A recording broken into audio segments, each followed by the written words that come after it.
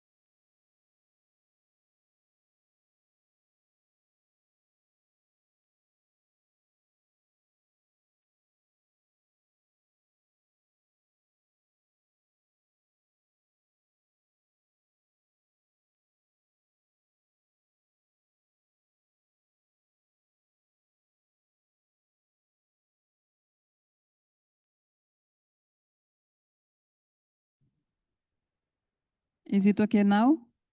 Yeah, so good morning, everyone. Good morning, everyone. My name is Amifai. I work at the Center for Development Research at the University of Bonn, and I will be chairing this session. We normally have 6 presentations, but one of them is not coming, so we have 5. And each presenter will have 14 minutes for presentation and 4 minutes for Q&A. So I will be keeping the time. Just maybe the first presenter can already, Sarah Rankin.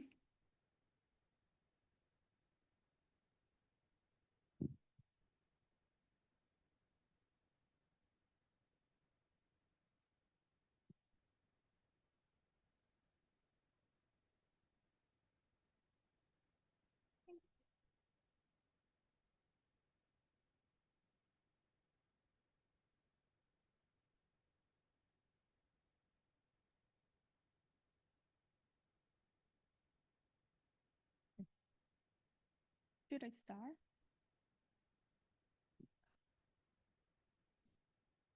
Hola, hola, hola.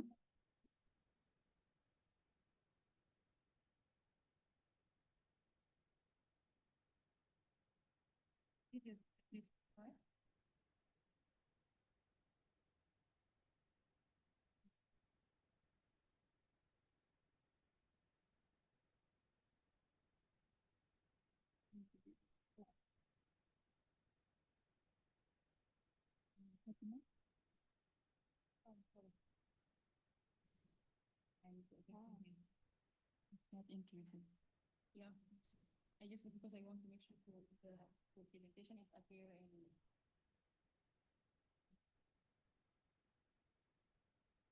in. Is this working? Can you hear me? It's fine. Can you hear me? No?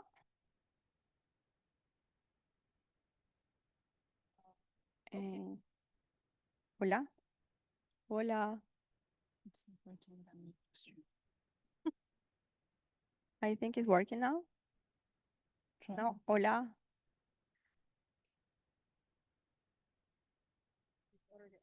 Hola, hola. Hola, hola, hola. Hola, hola, hola, hola. Yes? Okay, so maybe I have to speak louder. It was me. Yeah.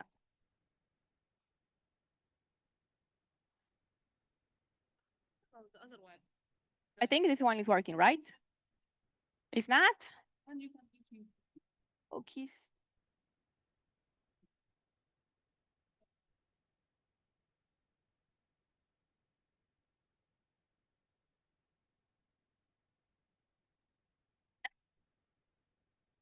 My note. No. Shouldn't put it.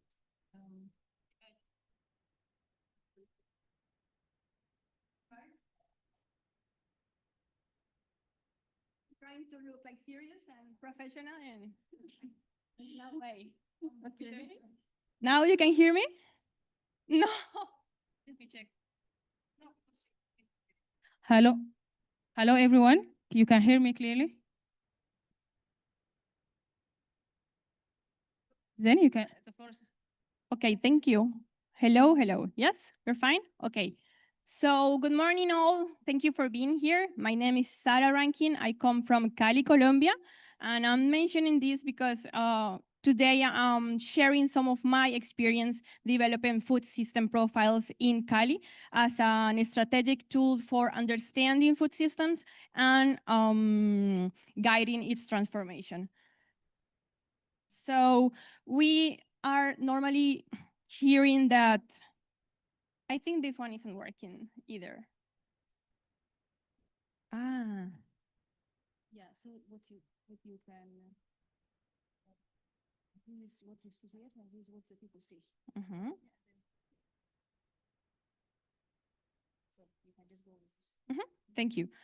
So often we are hearing how food systems are complex and concrete actions are needed, but how do we prioritize where to start, right? How do we know what are the main focal points to begin with? So stakeholders and we all need to make sense of food systems so we can tailored transformative actions. So let me just, yes. So let me just show you how complex our food system, and this is the case of Cali, Colombia, where I come from. And so we have these horrific numbers just to show how complex is the situation. So in Cali, more than half of the population face food insecurity, but on top of that, more than half of the population is also facing overweight and obesity issues, which are related to non-communicable diseases, as you may know. But on top of that, we are just throwing away a bunch of food that could help us resolve some of those other issues. These are figures from Cali, but I'm sure that they can resonate with the context in your regions as well, because it's just a growing issue all over the world. So just a quick reminder, this is a representation of what a food system is. So in the middle part, the green part, you see the common topic, the common place where we talk about food is just the supply chain. But as we can see, there are many, many other drivers that also influence directly or indirectly food systems and food choices. And we also have all these outcomes on the bottom, right? So we have the impacts from the decisions, from the diets on the environment, the social economic issues, and the nutrition and food security issues as well. So there's where food systems come in, because they are a condensed document that clearly and graphically summarizes all the critical points within the food systems. They are just a snapshot, of what is going on with the food in a certain territory. So we are talking about where are we producing, how are we producing, where are we selling, to whom, where are the impacts from the diets on the environmental issues, what are the policies that are being implemented, which what are not working. So everything we can find about food systems in a certain territory in a very easy to understand way. So it's a very easy way to connect people, that we can create dialogues among vendors, producers, farmers, teachers, policymakers, just general citizens. They act as a catalyst, sparkling new conversations around food, because normally we are thinking about food in silos, like for example, it's impossible to think that Colombia is going to be in a hunger risk in the future because we produce a lot of food or we are importing a lot of food. But what about access, economic access to that kind of food, right? So those are the kind of conversations that are not as common as we will like to. So food system profiles, helps break silos down and helps moving from isolated actions to a more integrated vision of food system issues. And we've seen it in the experience we have in Cali, Honduras, Vietnam, Bangladesh, and other territories. So we are using this analytical framework developed by some of our colleagues. And this framework helps us to guide the search for information, but also it helps us compare, because we are using the same framework on different regions. So it helps us also compare territories, guide the search for information. And so with this in hand, we take out our magnifying glasses and start looking for every kind of data we can find out. So for example, the first step is desk-based review of literature, every single thing we can find about food in this territory. And then we move forward to the more fun part of this process, which is like talking with people, with actually stakeholders and local actors, because it is impossible to understand food system without the voices and the vision of the people who live it every day. So this exercise, this participatory construction of these food system profiles help us also to validate the data that we have found, to understand local dynamics, and to move forward on a better understanding of the food system. Yeah, sorry for that. So let me just show you just very quickly some of the pictures we've been able to gather for Cali, which is the third largest city in Colombia, as I think I mentioned. So I'm just going to really quickly show you the richness of the information that we could gather that shows different aspects from the food system. So for example, in the food system supply, we found that 80% of grains that we consume in Cali come from other countries, not even other regions. So I'm always joking that the lentils that we eat every week speak French. So, and it sounds funny, but what show us is how connected is Cali with the rest of the world, but also how vulnerable can be with from any kind of shocks between Cali and Canada. That's where we import all our lentils. But also 65% of all fresh fruits, fresh products, that come to Cali, that arrives to Cali, comes from only 2 departments connected by 1 road. So again, we are talking about how vulnerable is Cali's food system.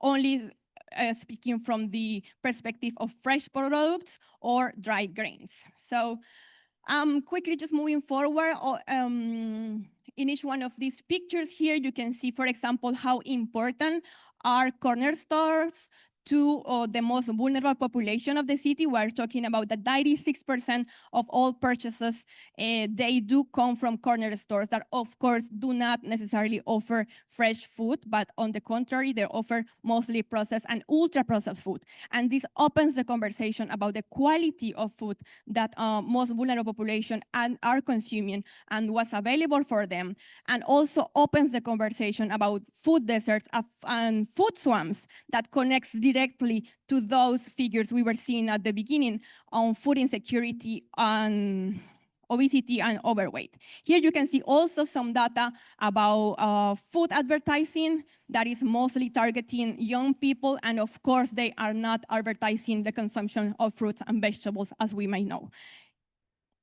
For the consumer behavior, we also have very good information. Just to talk about a little more about Cali, the majority of the most consumed food in Cali are low nutritional value. And of course, we have a very rich diets and higher consumption of low nutritional quality food.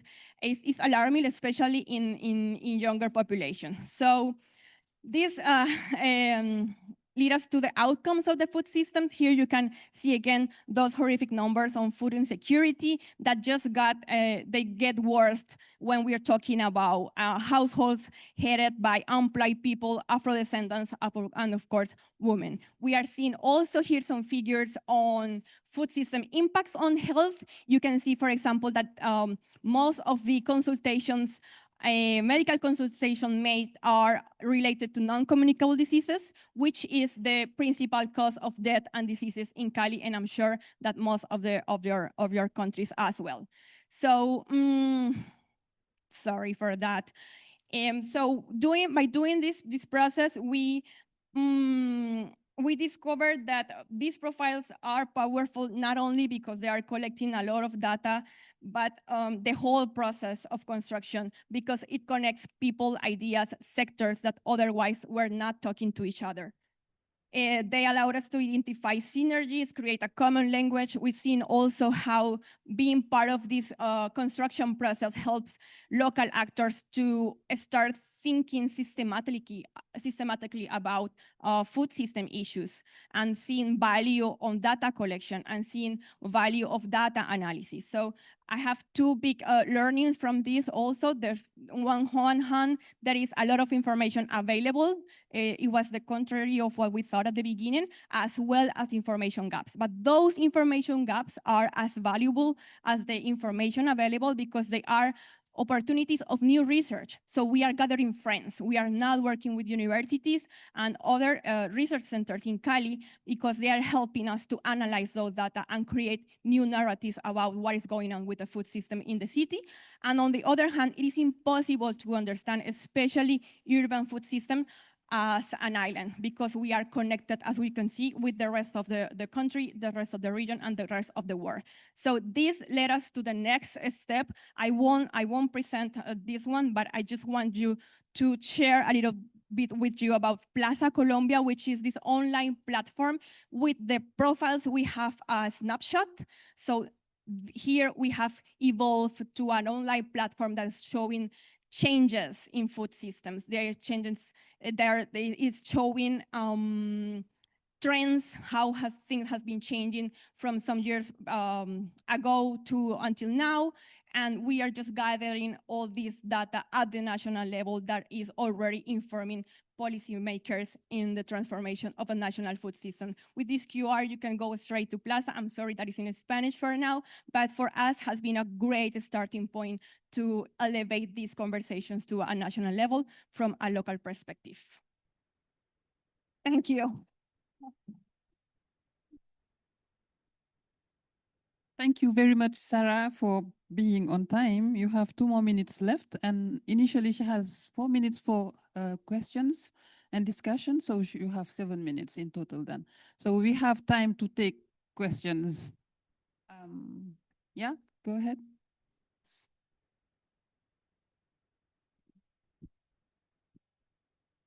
Don't worry. I'm Imga Jordan from the Alliance Biodiversity International here. Despite that we are colleagues, I still have a question. I was wondering whether you will in future include sanitation and water availability points in your food environment and food systems approach, considering this as the key note speaker yesterday said, that this is also something relevant for food safety and food hygiene in their respective environment, as well as the human rights to water comes in. Thank you.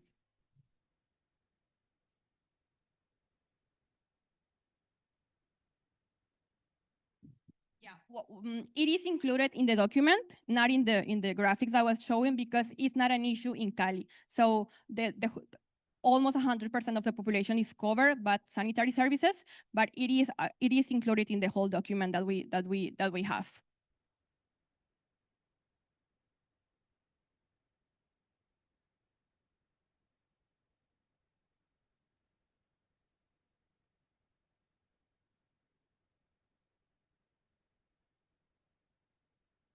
Okay, I got it. Okay.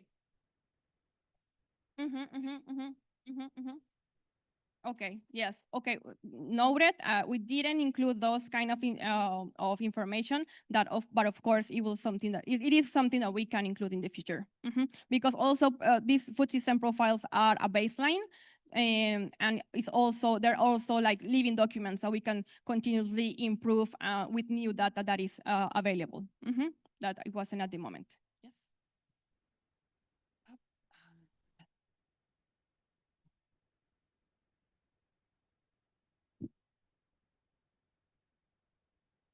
Hello, so David Baxter.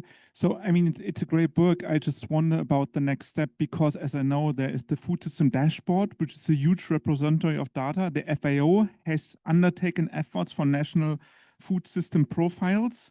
CGI, I think, is testing a tool on food system profiles. Last time I looked at a few months back at 3.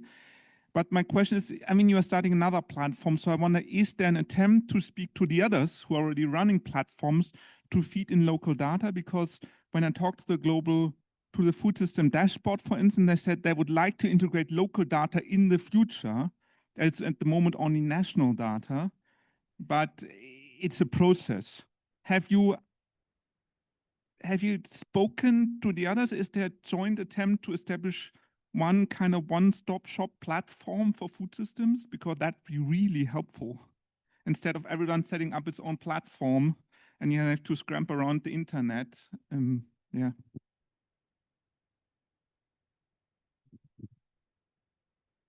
He's here.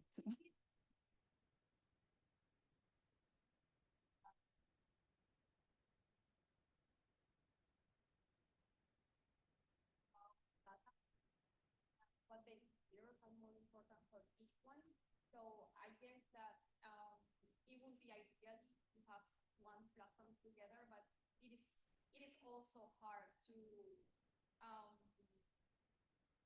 agree on the indicators that are most important for each organization. Yeah, very interesting point though.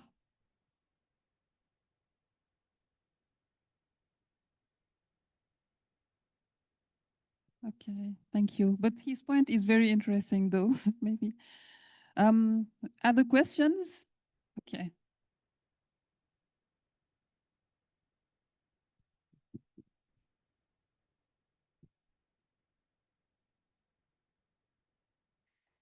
Sarah, thanks for presenting your research.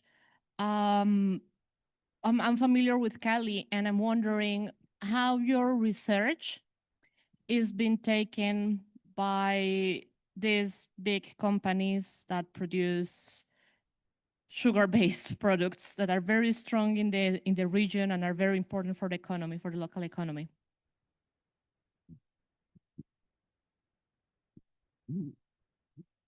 Yes, thank you. Well, I know where you're mentioning. So Cali is a city where most of the land available for agriculture is being used by cane sugar producers. So in Cali, we always say that we started backwards because at the beginning we helped creating the food policy, the local food policy. So we created a stakeholder platform where they were included. And once we got the food policy approved, then we started like really understanding how little we knew about food system in the city. So we went back and create these kind of profiles with information from them. It's just like a tool to spark new conversations, but there's not much we can do to reduce, for example, the impact from sugarcane production on diets or environmental issues. It's more like invite them to the conversation and see what happens. Thank you. Can take two more questions. I was less of, I don't know if I missed any information, but I could see you said like the importance of having multi-stakeholder co-creation platform. Which platform do you think it could really promote not only national but also local initiative? I could see you mentioned dashboards and also the platform for monitoring, but I'm not sure if that is also the co-creation platform. But what I want to know is really like what is really creating national but also local co-creation platforms. Okay. When I talk about platforms, it's like any kind of gathering of people. So at the beginning, we used like a stakeholder platform. It was just meeting between people, you know, and then we created this online platform that is just helping us show data and sparse conversation and create a narrative from the data we are gathering. So I think what it has worked for us is maybe a diversity of type of platforms. We were at the very beginning, we were just talking about universities, so it was an academic platform, but we realized it was just the same people thinking the same, speaking the same things. So it was very useful to start including other actors, as we were mentioning before, the private sector and NGOs working on food issues in the city. So I don't know if I'm answering your question, but it's like different kind of platforms we are using to just communicate these issues.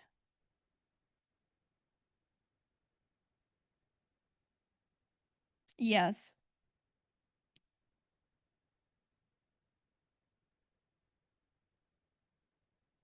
Okay, yes. So the last tool that I showed was Plaza Colombia. This is online platform that we are using for gathering national information.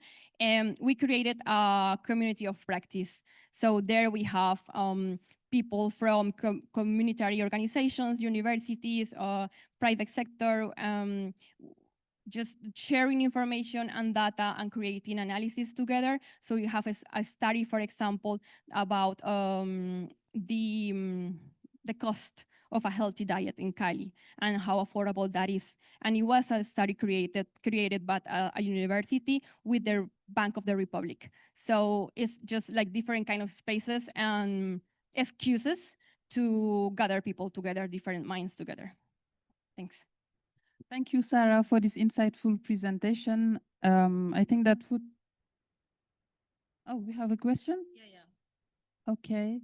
But yeah, we don't have much time because we started a bit later.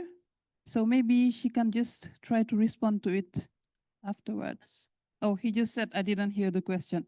So thanks, Sarah, for this insightful presentation. Food systems profiles are very important to raise awareness and also create data needed for policy action. So we will move now to the next presentation by Haji Atumani Msangi. Do we have the presentation? Haji? It's this one, right?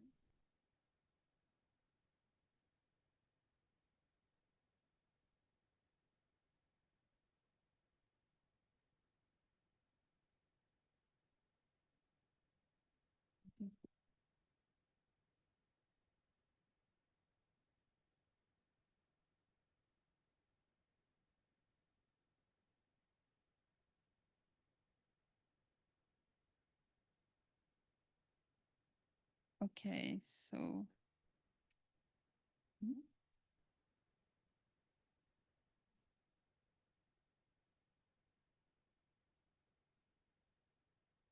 Okay, so you have 14 minutes for presentation and then 4 minutes for Q&A.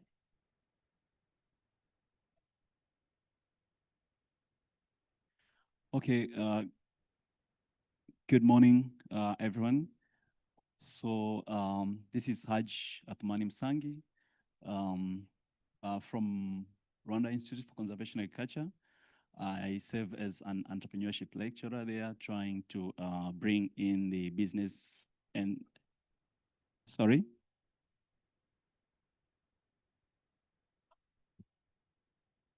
All right, so can you hear me?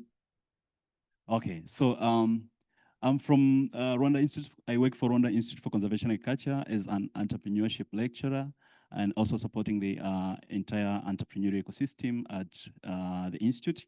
So I bring in the business and entrepreneurial aspect into conservation agriculture. So today I will present our work on balancing agroecological and conventional farming for sustainable agriculture and food security. Some of the empirical insights from Tanzania.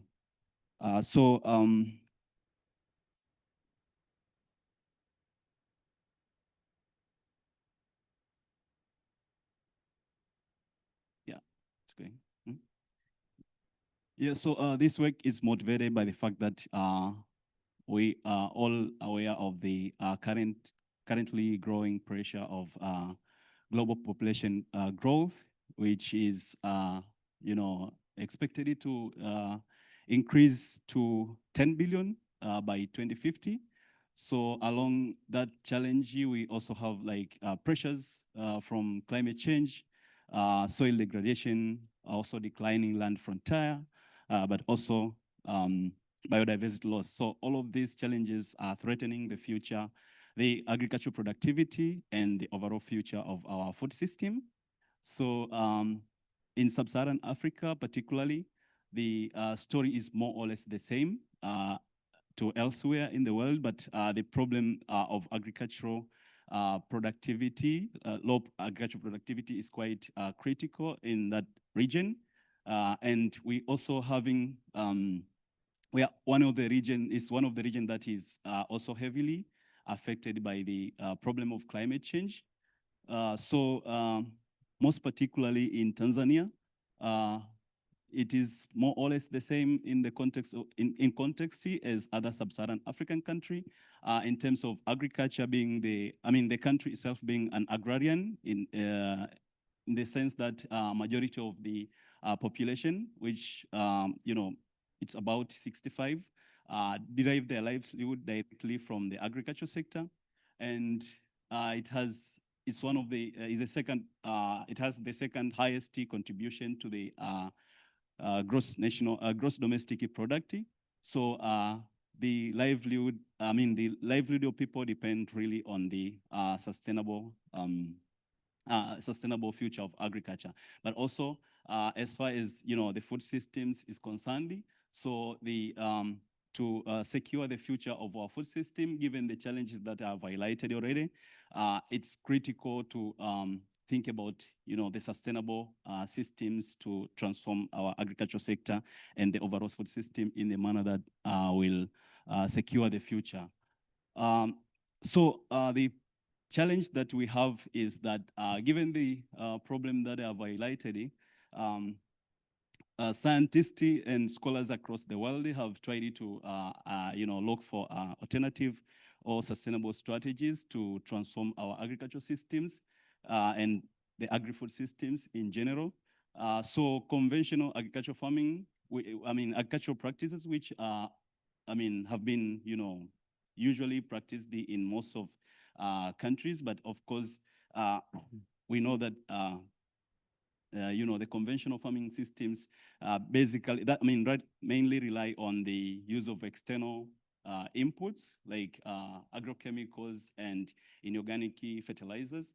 We know that they have immediate productivity impact, but the future, but they have potential of degrading the soil because of the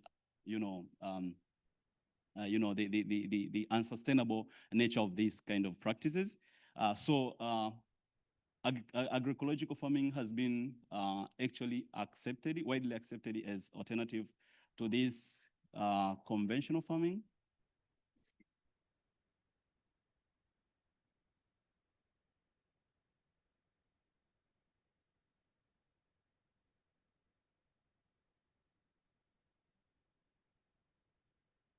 So will you protect my time?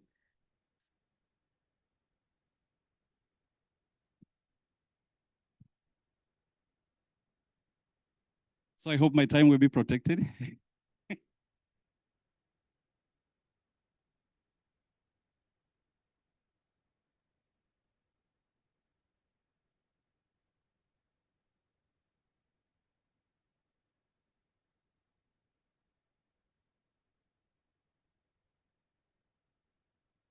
All right. So agroecological farming has been considered as an alternative strategy to transform our agri-food systems into more sustainable through adoption of such kind of practices like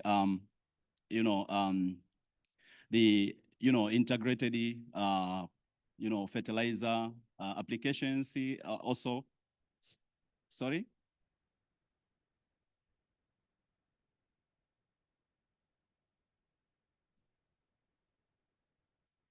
So these kind of practices are considered as alternative strategy to protect the future of our food system by making it environmentally sustainable. But the challenge that prevails is that the conventional farming that it delivers short-term productivity outcomes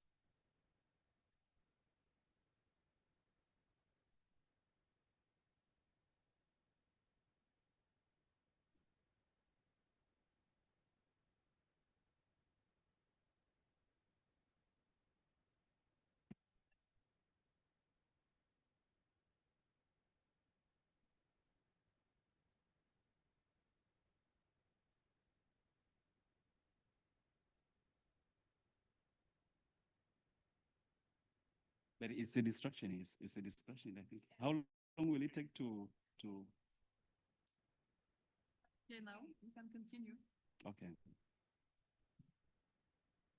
So the prevailing challenge is that the conventional farming that is based on the external inputs has short-term productivity outcomes, which majority of smallholder farmers prefer because they rely mainly on agriculture as their overall, their primary livelihood, strategy.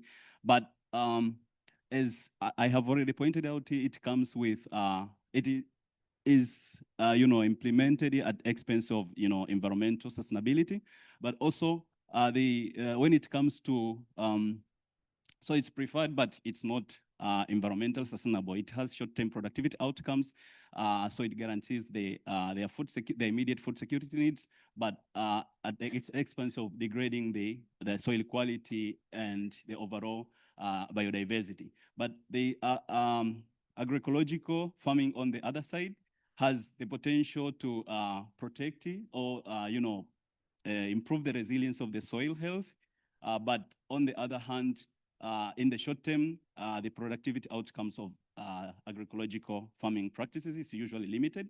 So majority of farmers tend to prefer going conventional than using the than adopting the agroecological farming, and therefore that one has potential implications for the future of agri-food systems. So the question here is whether the integration of the two could deliver both short-term productivity outcomes, which are important for majority of smallholder farmers, but also without compromising the future of the sustainability of the agricultural and agri-food systems. Okay, so this study is actually grounded in this, trying to see if if the integration of sustainable, the agroecological farming systems into conventional external input farming systems could maybe results into better outcomes than implementation of either of the two in isolation. Okay, so we actually tried to answer this question by trying to understand how the integration of these sustainable agricultural practices like the agroecological farming systems into the conventional external inputs systems, and see how will that impact the productivity and the food security. So we also tried to investigate the drivers of adoption of these farming practices to see if at all it has potential of improving productivity outcomes and without compromising the future or the sustainability of agriculture. What are the factors as well that drive the adoption or take up of these practices? Okay, so we used the Tanzanian National Panel survey data, and we take advantage of the most recent wave of 2020-2021 with a large number of households of about 3,353. So we tried to model this by using the multinomial endogenous treatment effect model, which simultaneously model the determinants and outcomes of these farming practices. So we used we used an instrument which is of course critical to this modeling approach. We used an instrument of rainfall variability over the past 30 years, which we believe that it will have less, or it will unlikely affect the outcomes in terms of food security and the productivity, unless it does so by through the adoption of these practices. Okay, because we know that it will likely affect the adoption of these practices. Okay, so we selected a couple of farming practices and the combination of those. So we had like about 80 treatment combinations, which with different agroecological farming practices and the conventional external input farming practices, which give us a total of 80 treatment combinations. So our challenge here is to see whether these combinations or the integration of these practices has actual potential impact on productivity and food security, but also to look at the which combination has the most optimal outcomes. Okay, so in our results, if you look at our outcome variables, so we use a number of indicators to measure, for instance, food security. We use our food consumption score, which is our primary indicator of food security, but also we use annual food expenditure as well as net value of production as a measure of agricultural productivity. As we know, we included a number of crops, so we decided to use the net value of agricultural production as a measure of food security. in order to, I mean, as a measure of agricultural productivity, in order to avoid that, challenge of, using multiple crops for comparison purposes. So, yeah. So if you look at the results, basically, I think there's some sort of distortion. So if you look at our results, we can see that those who did not adopt it, those who do not adopt either external inputs, which is considered here as conventional, neither the agroecological farming has have the lowest outcomes in terms of the net value production, as well as other the food security measures. You can see they have the lowest outcomes of all, but also those who adopted at least one of those practices have on average higher outcomes in both three indicators compared to the non-adopters. So specifically, those the households or the households who adopted those who adopted agroecological farming alone, okay, without integrating with, conventional farming. So basically, they use the this agroecological farming alone, like the use of the use of organic manure, the use of the practice of integration of agroforestry practices. So they have relatively lower outcomes in terms of net value production, which is a measure of productivity, as well as food securities in terms of food consumption scores. But if you can look at the overall, results, you can see that T8, which is, accounts for, which represent those who adopted all, the full integration of our practices, the agroforestry, organic manure, and the external conventional inputs like agro chemicals and inorganic fertilizers have the highest outcomes in terms of farm productivity, as well as food security, which is measured by food consumption score and annual food consumption expenditure. So you can see from this that although it's not confirmatory because these are just descriptives, there is some signals that the adoption of the full integration of practices has potential in terms of improvement of food security as well as agricultural productivity. So from our drivers of adoption, we can see that in most practices or combination of practices, we have seen like the farm size has positive effect on the adoption of most of the practices, but most especially the conventional farming practices. So we can probably attribute this to the fact that the increase in farm size may limit the adoption of sustainable farming practices or agroecological farming practices, so to speak, because of the scale of the farming, So the use of organic manure, for instance, can be quite costly, but also the use of the integration of agroforestry practices can also be challenging for large farm sizes. And that's why it's usually the case that in Tanzania, majority of smallholder farmers are the ones who adopt the agroecological practices compared to large-scale farmers. But also, if you look at the other factors like cooperative membership or group membership, so to speak, it has positive effect on adoption in almost all of the practices, as well as other factors like access to credit. But most interesting, of course, results is the gender, which in here is defined in terms of whether a household is the household head is female or the household is headed by female. So it actually reduces the probability or likelihood of adoption of these practices. And of course, this represents some, structural barriers to adoption of, sustainable agriculture or integration of sustainable agricultural practices into farming. Yes. So we can also see that a simple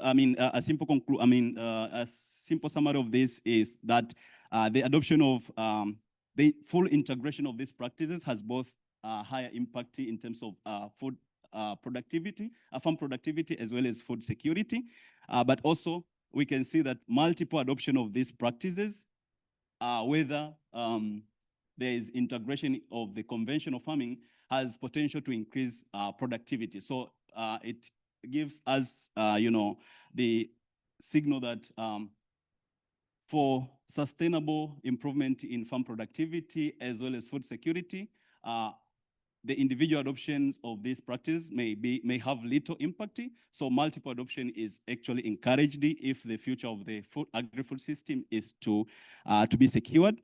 So overall, we have seen that the integration of agroecological and conventional farming secures both short-term yield gains while also protecting the long-term soil resilience, and therefore, protecting the future of our agri-food systems, has potential to protect the future of agri-food systems. But also we have seen like a number of institutional barriers that may constrain or support the adoption of these practices, and therefore any policy change or review that support this kind of factors should actually be promoted. So exactly. So sorry, I think because of the interruptions we have had from the 2 minutes for you. Sorry, I'm really sorry. So maybe we can just take one question. I'm really sorry. This is a very interesting presentation. I just have one comment. Maybe you might need to be clear on the definitions of agroecology, of conventional farming, because they are not just single practices. So they are more complex than that. I think that it can add value to your paper. So maybe we can just take one question. I'm really sorry for cutting you, really, but anyway. One question? No question? Okay, so thank you very much for your presentation. My name is Orhan Sarıye from University of Hohenheim. Why only go for one wave of the Tanzania National Panel Survey where you could also integrate the wave 4? This is the wave 5 that you are using. But there's also wave 4 where you would have the panel structure for the data set. Why not also use that?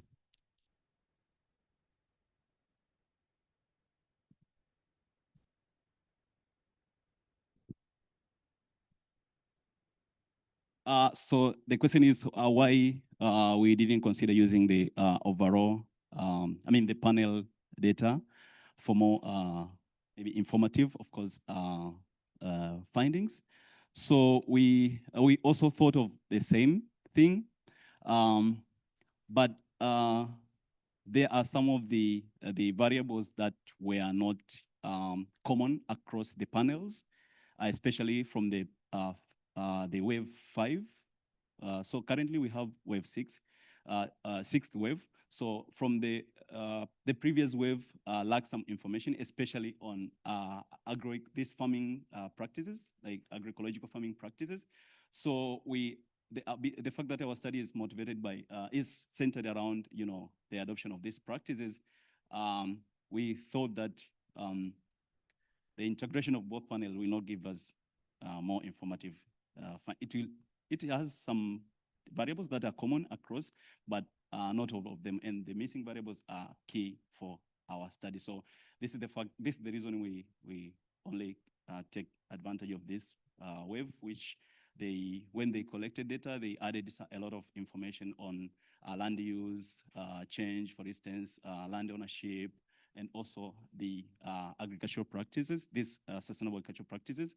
So this was one of the motives why we tried to look at this, because we saw like there is a rich source of data that is available in the current panel wave. So we acknowledge the fact that it could be more informative using multiple panels, but yeah, because of that, we couldn't achieve that.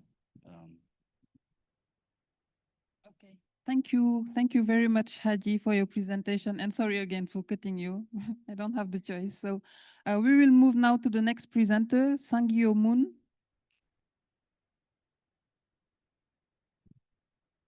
Good morning. Can you hear me? Good? No? More? Speak loud. Okay. Is it okay? Better? Okay.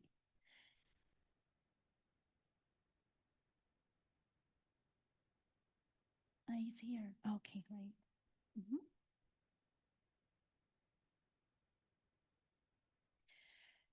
So, development-oriented research, we often need interact with stakeholders. And how do we interact with stakeholders? Today, I want to talk about how we interact with, how NIFAM project, we interact with our stakeholder. I'm Sang Yo Moon. I'm working for the NIFAM project. NIFAM project, we identify and implement cost-benefit interventions to sustainably implement the diet in urban area, Myanmar and Vietnam.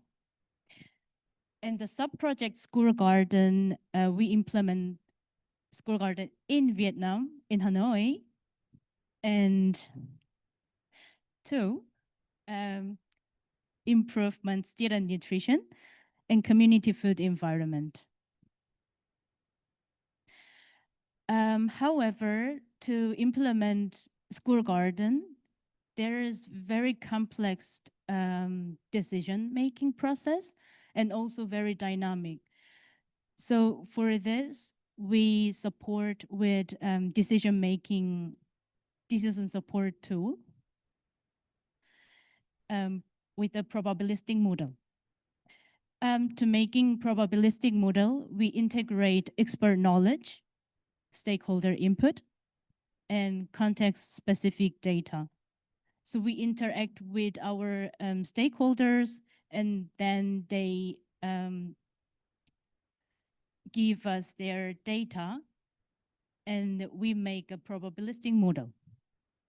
And based on this probabilistic model, we could forecast intervention outcome under uncertainties and support real-time updating as whenever new data comes in. And we use this probabilistic approach decision model for School Garden project in Hanoi. However, there was challenges whenever, so the idea is, oh, well, we made model and we wanted to bring the model to practical, that our decision maker can use our model. But our model is very complex. As I said, that to implement School Garden is so complex, and it's like the model behind the code is so complex, and it's not the usable for a stakeholder. And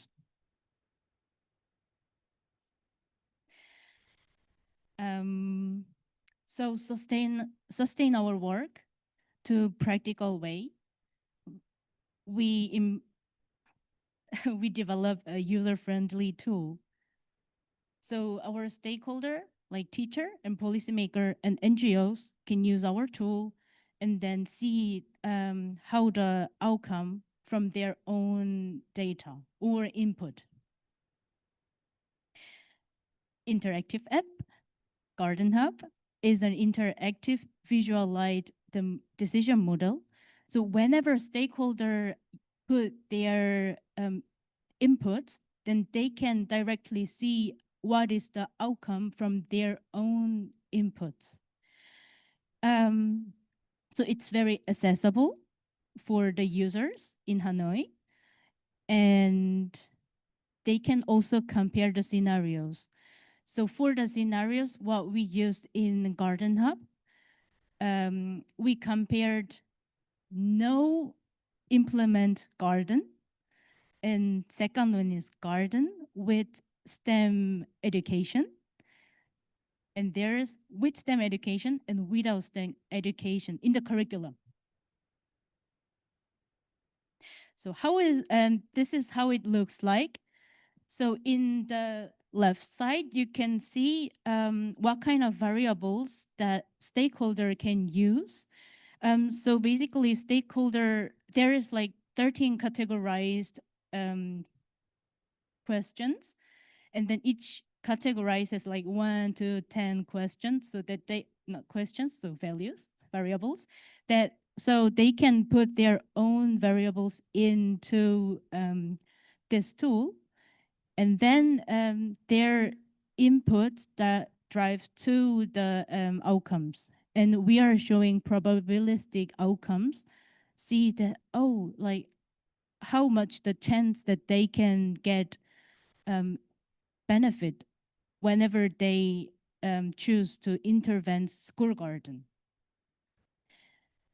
So you can see the left side, the analyze from the cost benefit, and you see the outcomes. But it's not only one outcomes that they can see it, but they can also see the chance of loss and gain. So whenever they put variables, so whenever they put each variable, then run 10,000 times of simulation. So each variables, whenever they change, then the outcome say that, oh, don't implement it, or implement it, you will get loss or you will get gain more. So you can see it. And also we made cash flow outcomes so that they can see how the money's monetary values moves every years. So you can see the cash flow, this side. But then that's the important that our stakeholders can download their output from the input, so the result with the plot. And also they can download their own input as well, so that yeah.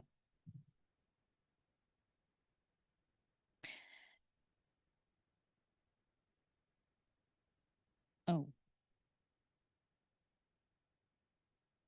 that's okay. Okay. So there is benefit for a stakeholder from Garden Hub. It's evidence-based decision making. So we based on our model from the stakeholder ideas. So the users, our future stakeholder or our stakeholder now, then they can use their model, and then they can compare, or they can see, well, like how the model moves with their own outputs. And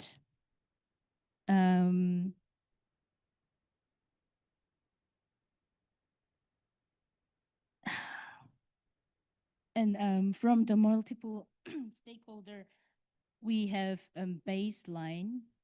So whenever they use our tool, then the variables all from the stakeholder that we make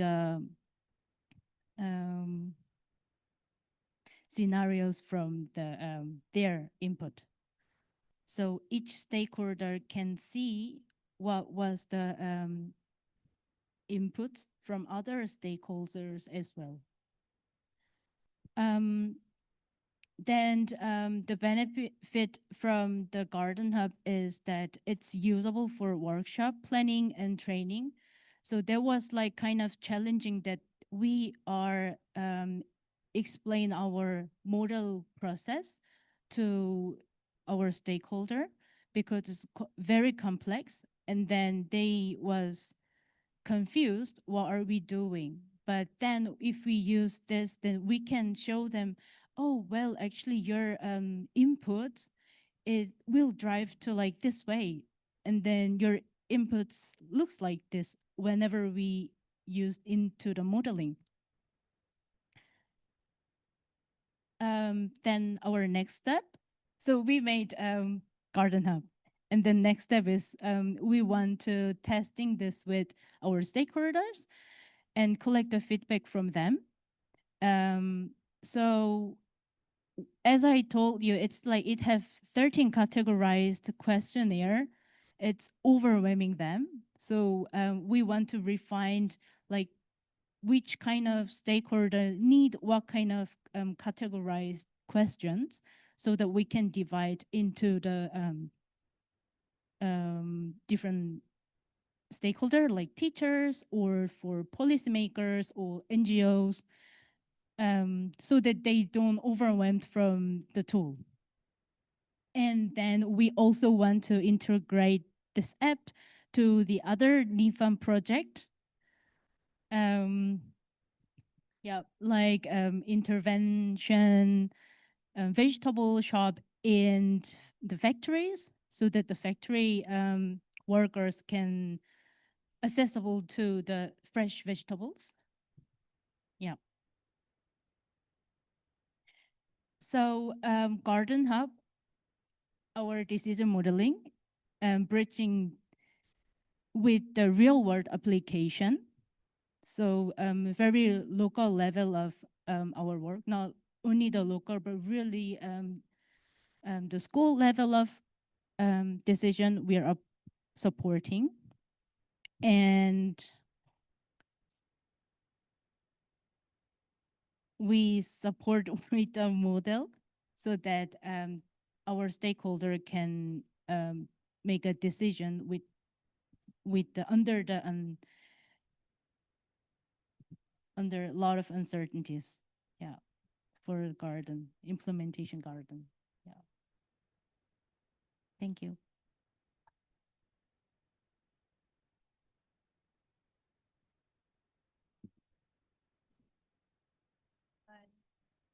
Thank you for this interesting presentation. So we might have time for one or two questions. So yeah, yeah, to check online also.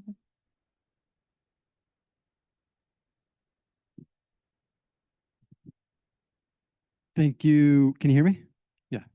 Thank you for the fantastic presentation. I just have a question about sort of like the big picture of the school gardens and how this tool fits into it.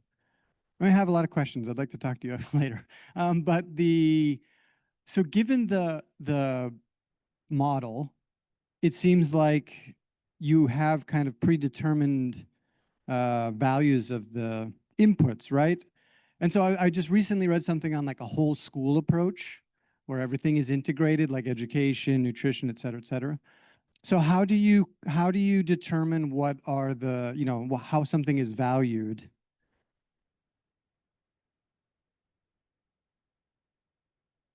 Yeah, I mean, you kind of mentioned it, but just like one, you know, kind of specific. Just, I'll get the mic. You need to talk on the microphone for the people online. So our decision-making tool, we are working with stakeholders, so participatory modeling process.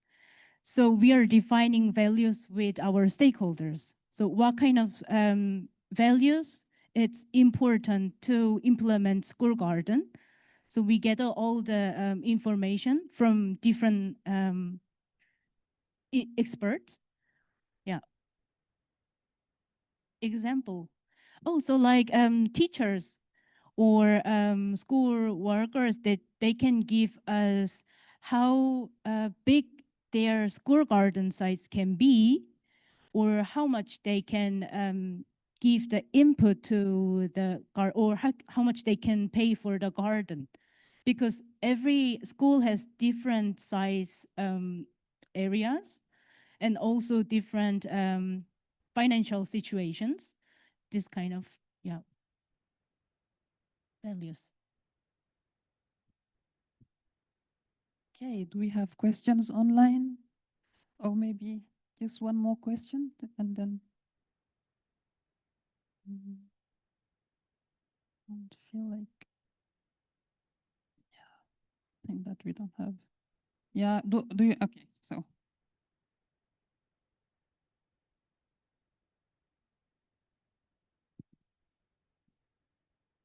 Thank you. I know school gardens are very much promoted, and I'm now totally out of your presentation, but I would like to question the role of school garden in total. and looking into why should we even include them? Do you have any results from your modeling? What would be a reasoning in terms of emotional, child labor, economics, contribution to the diets, etc., which would really make sense to foster it globally in all schools? Or do you have criteria where you say this is a fitting setting and we are there, we should go for sure? And what are the criteria where we should not even think about it because it doesn't make sense? Interest. It's very complex question. Yeah. I think it's very different to each school's situation. But we are showing the financial data, so cost benefit data with this that they can think like, oh, if it's like possible to implement their situation. But when we are thinking in terms of how if it's work in worldwide, then I think we should really see in the school level, not only from the higher level, because every schools has different situation. Yeah. Yes. Okay, thank you for this insightful presentation. Now we move to the next one. It's normally Niels, but it will be presented by Elisa van Rao.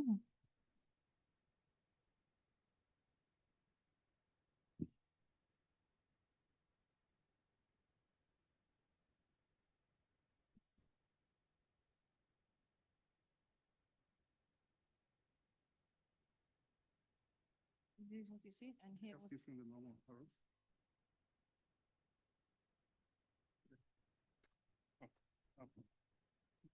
Good morning, everyone. My name is James Rao. I work for the International Livestock Research Institute. I'll be presenting on behalf of my colleague, Niels Teufel, with whom we do a lot of work on the livestock systems, both. Yeah. So I'm presenting on behalf of my colleague, Niels Teufel, with whom we work and do a lot of work in the livestock systems, both in Africa and Asia. The work we are presenting is part of several activities that we do across 3 countries in Kenya, Tanzania, and Nepal. So we were trying to compare different bundled methods of bundling extension services with the delivery of inputs. So a lot of the focus is on why there are a lot of technologies that are available, adopted by farmers, but the knowledge support to help farmers optimize on the technologies are missing. And therefore, how best can we try to find solutions, particularly market-based solutions, for optimizing or enabling farmers to optimize on technologies? So in many systems where we work in the smallholder systems, livestock systems across Asia and Africa, adoption of technology is still pretty low. And as a result, there is stagnating productivity at farm levels. And there are several reasons why this is the case, but one of the major problems is that extension services are weak, either because the public systems are not investing in extension. For few extension workers, they're less motivated, and therefore outreach is quite weak. The other challenge is that extension or dissemination of knowledge is usually more often separated from the actual delivery of inputs. You have one person, public worker, just offering extension services, and then you have another set of input service providers delivering either service or inputs. And this applies across many systems in Africa and Asia, not necessarily only livestock, but it's the same case as in where we are working in Tanzania.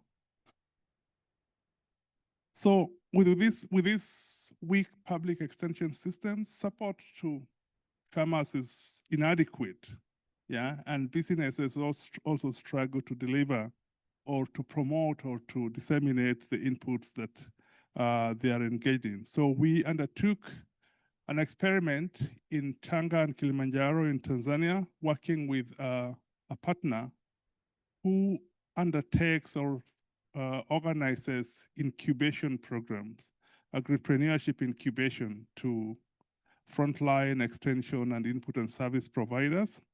We identified young agripreneurs, people who are either already working in that space or who are interested, either coming out of the vocational educational training institutes with basic animal science training and want to grow and establish themselves in that space.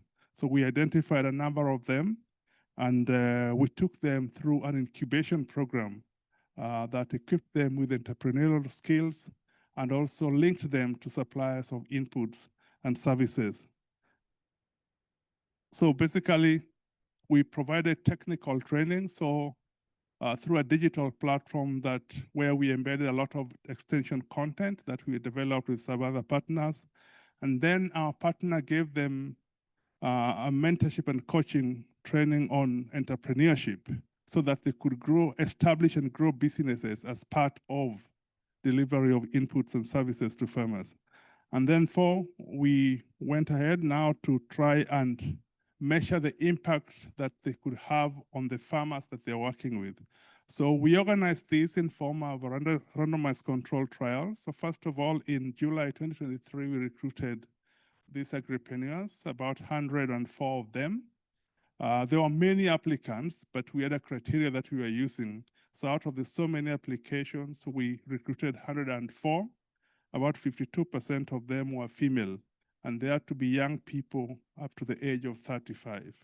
So then we allowed them 3 months to onboard their clients on a digital platform that we're using. So the digital platform was also where they enroll or onboard their clients. And there were modules there to help them measure the profitability of enterprises that they are managing, either offering services or selling inputs. So for 3 months, we allowed them to enroll or onboard their clients. And then at the end of 3 months, we randomized these agripreneurs into 2 cohorts.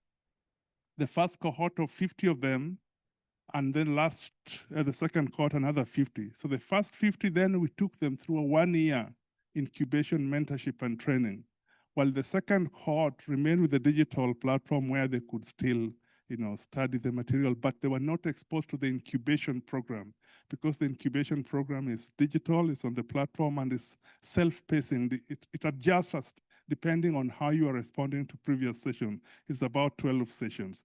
So we took them through that, and just before we onboarded the second cohort, we undertook a farmer survey. And the sampling frame was drawn from the farmers that were enrolled at the beginning, the first 3 months. And therefore, there was no possibility of farmer selection being influenced by the incubation program that the first cohort went through. So basically, after doing that, we undertook the survey, and that's the data that we are currently analyzing using a standard treatment effect models. And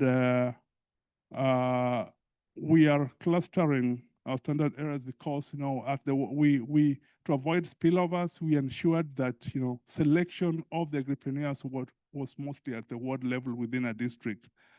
So some of the early findings that we have is about, so first of all, we did a balancing test to see that, or to establish if our sample was quite balanced in terms of, are farmers who were exposed to first cohort of agripreneurs same as those who are exposed to the second cohort, so that there is no selection bias here. And you can see quite well here that there was sufficient balance between those 2 cohorts of farmers who were linked to differently enabled or temporarily enabled agripreneurs. So then now we look at some of the results that we have. So first of all, we looked at the engagement, the contact that farmers had with the agripreneurs who were bundling inputs and services with advisory support. So we see here that there is a higher likelihood of farmers who are linked to the first cohort of actors or agripreneurs, the likelihood of receiving feed advice, receiving advice on preventive herd health, and also the likelihood, of getting clinical services from this guy. So we had 3 sets of people. Some of them were selling inputs like feeds and forages and, basic animal husbandry products in what you call an agrovet shop. Then there were those who were offering services. They were either doing clinical services, animal health clinical services, or they were offering AI, artificial insemination services. So you can see here that, exposing young agripreneurs to incubation enhances the chances that they have regular contact with the farmers as compared to those who are not exposed to the incubation program. Then we went ahead and looked a little bit in terms of how this translates in terms of actual uptake of particular practices. And we see here, particularly on the breeding services, that the farmers who are linked to agripreneurs who had been incubated have a higher likelihood of receiving breeding services, artificial insemination, or even seeking natural bull services from their neighboring farmers. But they also the likelihood that they are going to buy some of the breeding inputs, for instance, the hormones that a lot of these AI service providers sometimes use to stimulate cows so that they can come on heat and optimize on breeding outcomes. We, however, do not see a lot of impact at higher level or impact variables like cultivation of forages and diversity of forages that farmers adopt, as well as vaccination. Part of this is because the incubation program started in November, and by the time these incubated agripreneurs were now engaging with farmers to start influencing their behaviors, a lot of land allocation had already happened for cropping, and therefore some of the farmers did not have the chance to change their cropping to adopt some of the forages that were being promoted alongside other practices. In conclusion, we also see that higher level impact like, productivity and, either sale of livestock and others are not affected. And we suspect this is because of the time it takes between having contact, engaging, and influencing behavior to be able to see actual impact on the ground. So in conclusion, we see that digital business incubation can improve advisory services in rural markets, but translating this advice into actual practice takes time and may require additional interventions. We also see that agripreneurs can become a viable channel for enhancing access to extension, because when these guys were incubated, the incentive was much stronger because extension services is now making business sense. It's linked to a business incentive. So you offer extension services so that you can catalyze or stimulate demand for inputs and services that you are selling. So it's linked to your business interest. So you're more motivated to go out and engage in farmers and empower them so that they can demand for services and inputs that you are trading on. So it's basically trying to bundle inputs, services inputs with knowledge support. We also see that it requires a longer time horizon to be able to observe long-term impact. Yeah. Thank you. So this is basically just what I've said. So we are looking forward to following up with more of these agripreneurs to really understand how many of them actually stick and remain in the service space, and how many of them, continue to grow their scale because they have access to the digital platform that we expose them to. And we can also see the interaction between them and the input suppliers, the large veterinary pharmaceutical suppliers of feeds and inputs. We continue to track those interactions because the transactions are recorded on that platform, and we can also monitor their revenue and business growth. Yeah, thank you.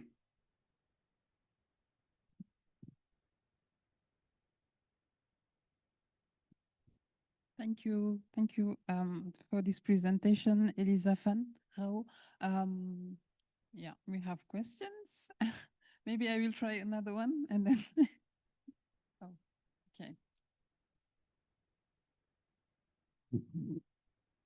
Thank you very much for this interesting presentation. My name is Christine Wieck from the University of Hohenheim, And I have a question regarding your conclusion that you want to improve the productive outcomes and for this advisory services, or that there's a gap between advisory service and action. But I was wondering if this gap could be also because the output prices, for example, are insufficient. And this is a major drawback why farmers are very reluctant to use better and more costly, most likely more costly input services, if you have looked at the output side, output price side. Thank you.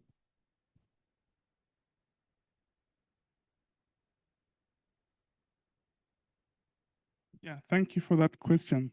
So one of the things that we did, we made sure that among the agripreneurs, there were also people who are buying milk from farmers. So it's not just the supply side of things. So the idea was to demonstrate that, you don't need, actually that one of the causes was about strategic alliances, that as an input and service provider, you don't benefit by operating alone. So you need to operate as part of an ecosystem where you also know there is a buyer of the product for which the farmer is engaged in, and that stimulates demand for you. So I agree that output prices is a concern, but it's much more a concern in places where you have large dairy cooperatives, but where there is a diversity of buyers. So in this case, we had both the cooperatives and the milk traders. So there was a bit of price diversity across those different type of off-takers. And that was already a motivation, because one of the agripreneurs we were working with as a young man who was doing value addition, so was able to give better prices compared to the standard dairy cooperatives. But it remains a valid question. I agree with you. And right now we are working on trying to understand, so how do you have a tripartite arrangement where you have an off-taker, you have a farmer, and you have the input and services? And how do you facilitate engagement between input and service providers and the off-taker to de-risk the farmer? Because both their businesses depend on the success of the farmer. So how can they work together to support the farmer better? Milk prices are market driven. So farmers may not have an influence on the prices, but what they can work on is their cost of production. So how can input and service provision help farmers reduce their cost so that they can widen the margin, because they are price takers in the milk market? Interesting. Unfortunately, we will have to move to the next presentation because it's almost 12. So thank you, Elizabeth, for your presentation.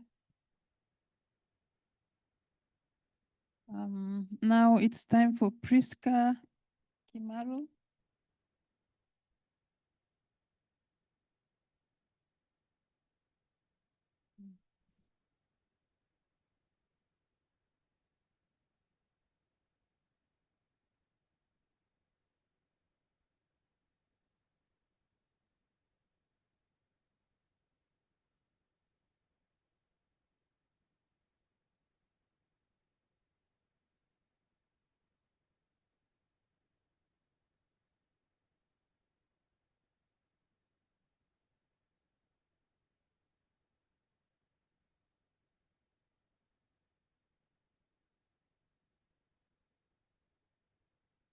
From here, okay.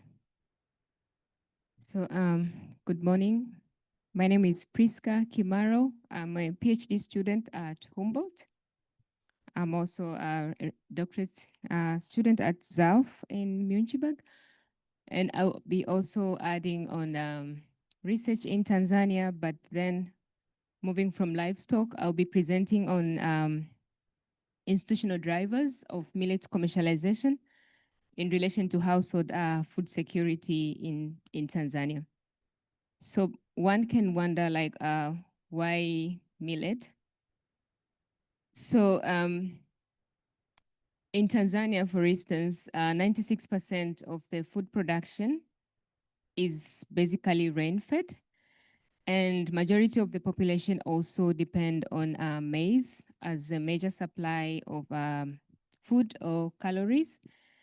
However, currently with the variation in climate and increasing droughts, production of maize is declining at a very high rate, putting majority of the smallholder farmers on risk of food supply due to high dependence on maize. Again, recently, there has been several initiatives by FAO and also UN, where currently they even launched the International Year of Millet in 2023, mainly to try to promote consumption and also production of millet as a major way of adopting or trying to find a way to reduce the effects of climate change. Again, millet as one of the cereal also contributes to several sustainable development goals, including zero hunger, responsible production and consumption together with the climate action.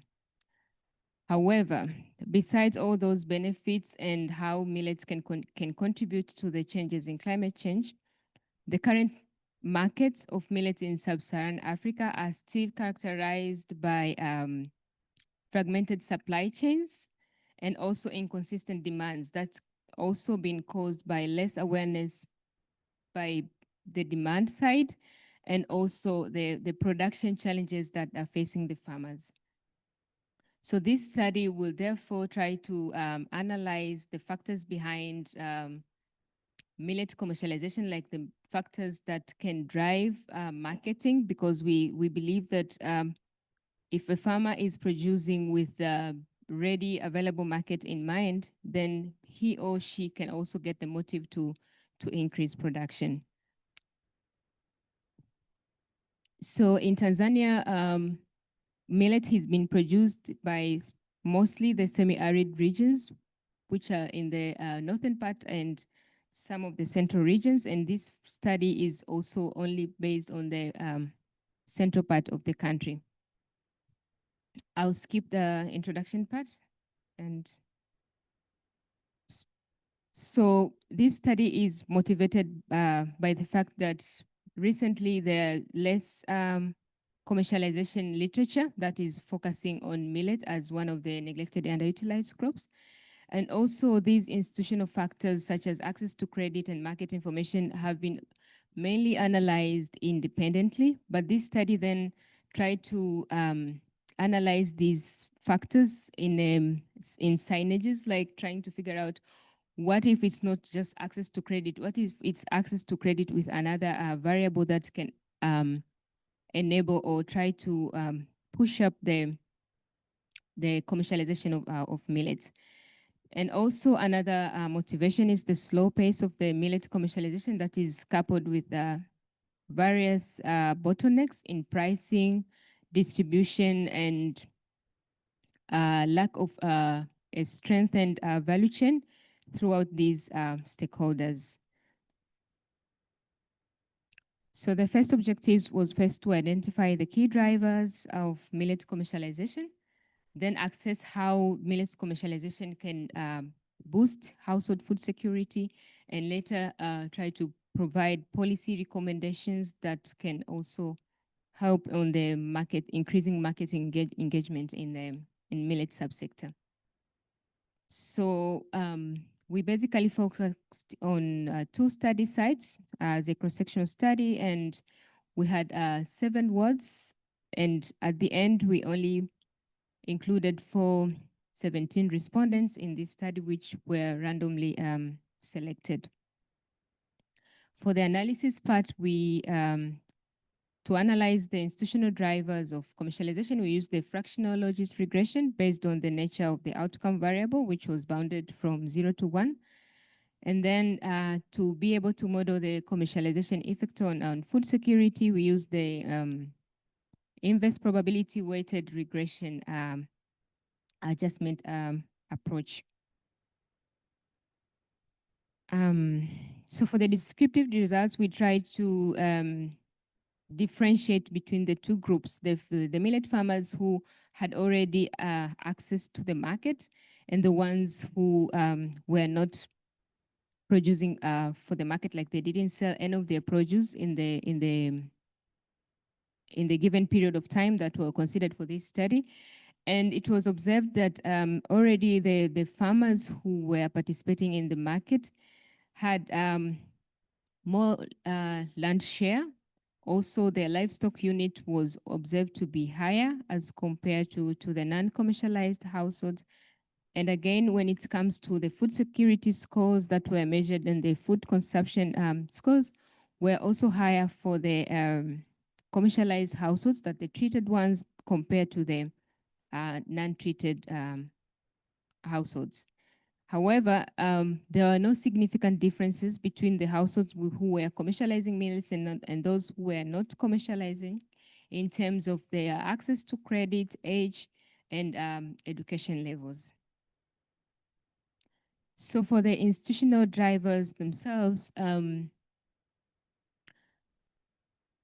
as I mentioned earlier, like we tried to see the interaction between the variables, like whether one or two, but so we first can see that the abandoned drivers for credit, access to credit and market information had highly positive influence on market commercialization.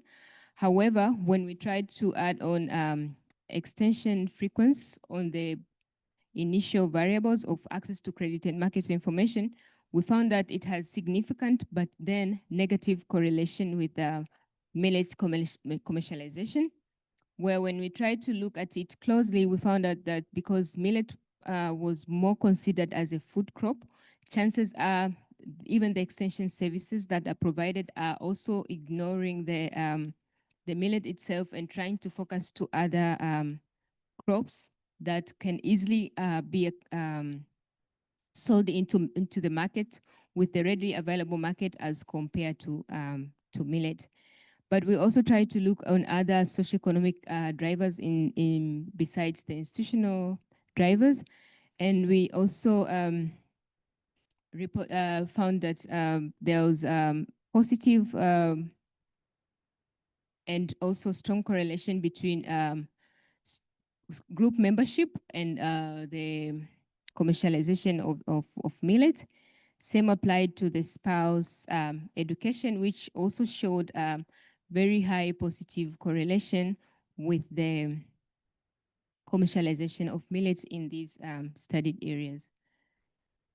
Then analyzing the effects of commercialization and food security using the IPWRA model, we also found that there is high correlation and a positive one between commercialization of millet and the household food security that was measured using the household dietary diversity scores as well as the food consumption scores.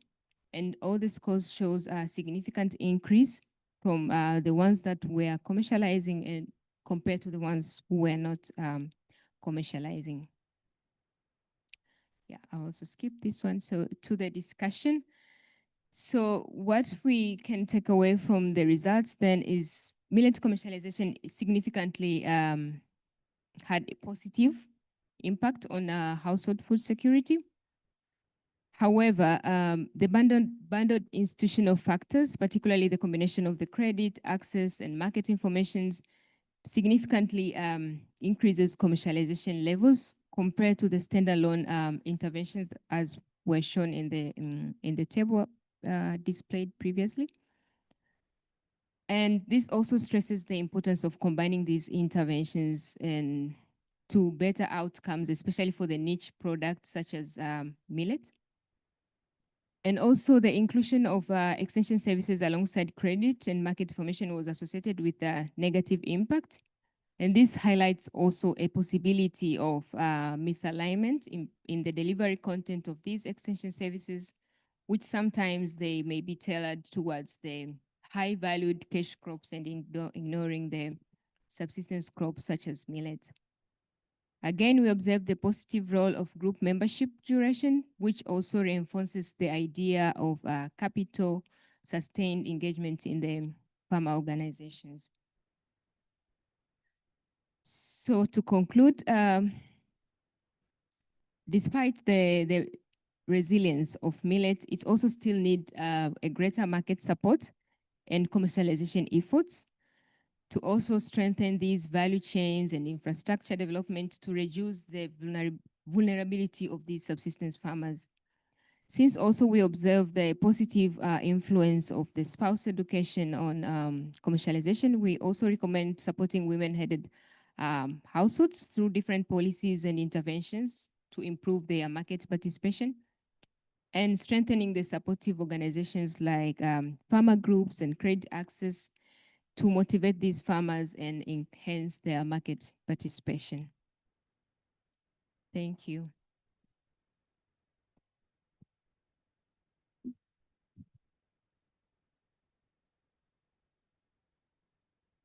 Thank you, Priska, for the presentation. Maybe we have time for one question, if there are people who have questions. No question? Okay. I have a question. Thank you for a nice presentation. From food security perspective, do you think like commercialization, the millet, it will not affect negatively the food security, because millet is still the main food for many African countries. So by commercializing it, do you think will not impact the problem? So, well, thank you for your question. So, as we are all aware on the commercialization literature, so it's both have its negative and its positive sides. But as you mentioned, millet is one of the crop that is used as a major food crop.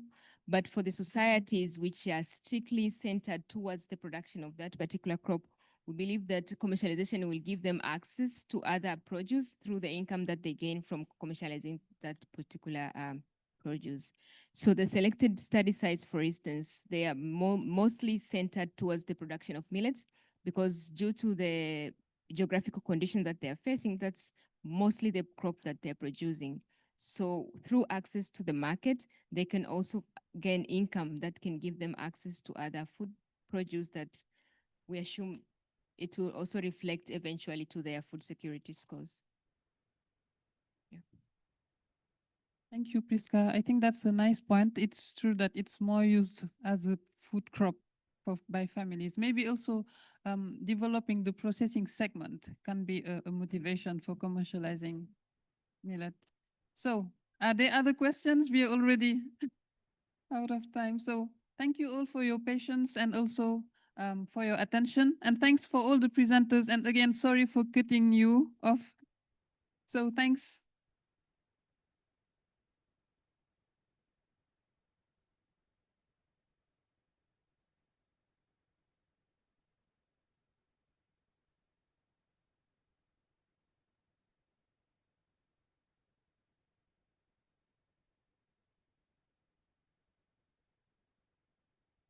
Stop.